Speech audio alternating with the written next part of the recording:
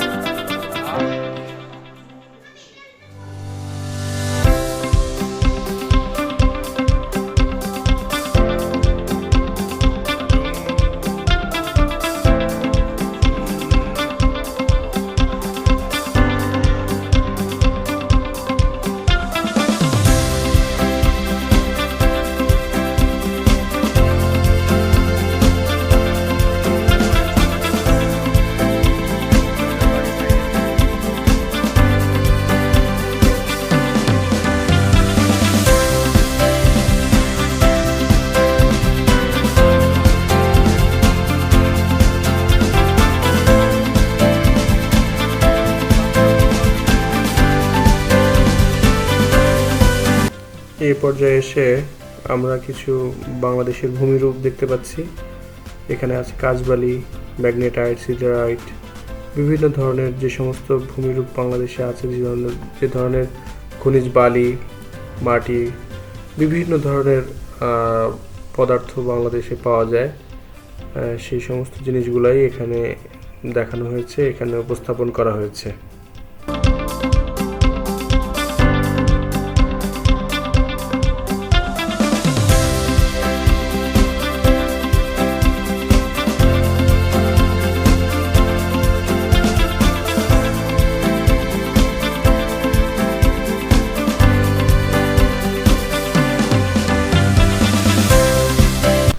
এই পর্যায়ে যে মানচিত্রটি দেখতে পাচ্ছেন, এটা কিন্তু কোনো সাধারণ মানচিত্র নয়। এটি 64টি জেলার সমস্ত জেলা থেকে মাটি সংগ্রহ করে এই মানচিত্রটি বানানো হয়েছে। দেখেন এখানে 64টি জেলার 64টি জায়গার আলাদা আলাদা মাটির যে ভূমিরূপের যে বৈশিষ্ট্য, কোথাও লাল মাটি, কোথাও কালো মাটি, এই জিনিসগুলোই দেখা যাচ্ছে।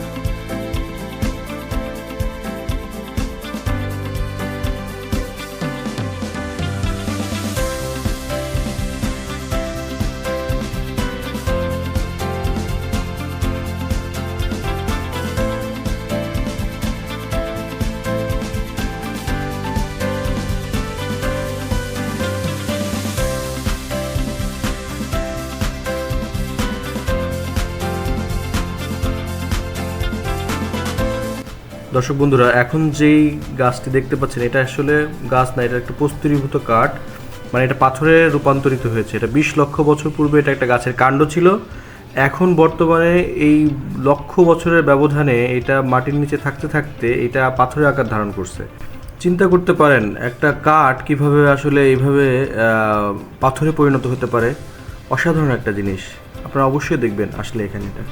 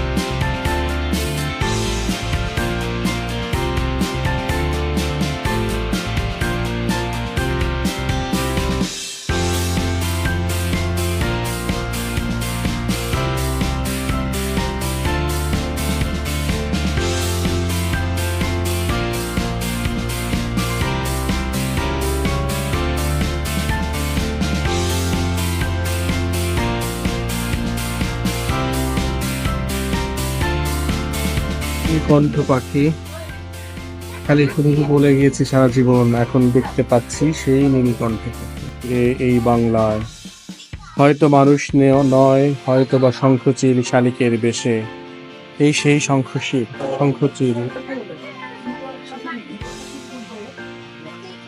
আর ইনি হচ্ছেন মিস্টার বাজ পাখি। 3 নম্বর হচ্ছে এটা ভুবন চিল।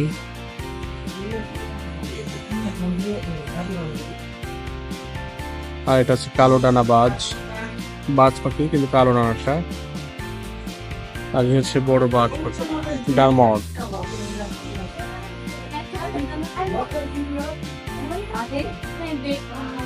জলপিপি। 2 নম্বরটা হচ্ছে সাদা খঞ্জন।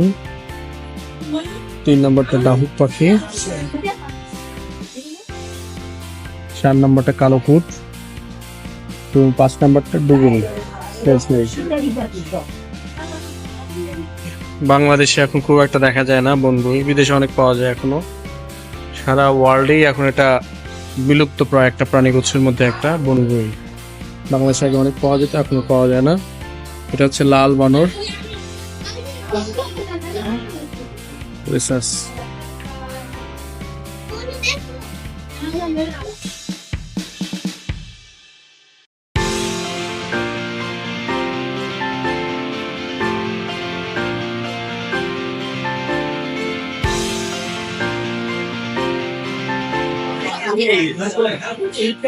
হ্যামব্যাক তিমির কঙ্কাল। দেখতেই পাচ্ছেন কত বিশাল সুবিশাল শরীর, একটা মানুষকে 4-5টা মানুষকে একসাথে আস্ত কিলে ফেলাম মতো অবস্থা।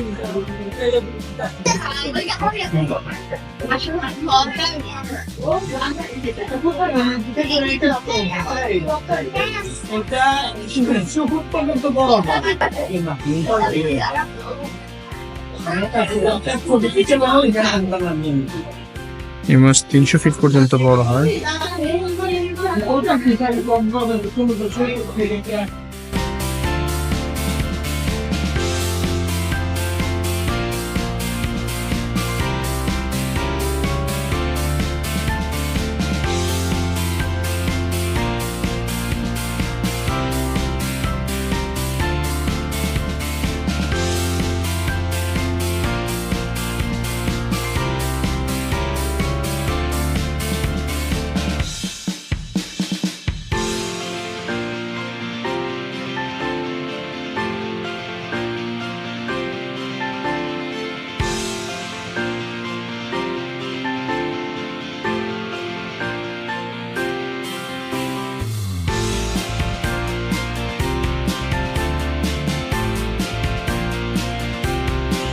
সজারু,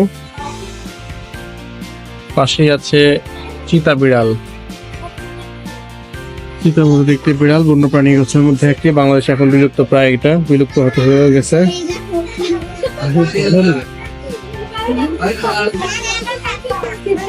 খুব দুর্লভ এটা এখন বাংলাদেশে। কাঁকড়া ভোগ বেশি।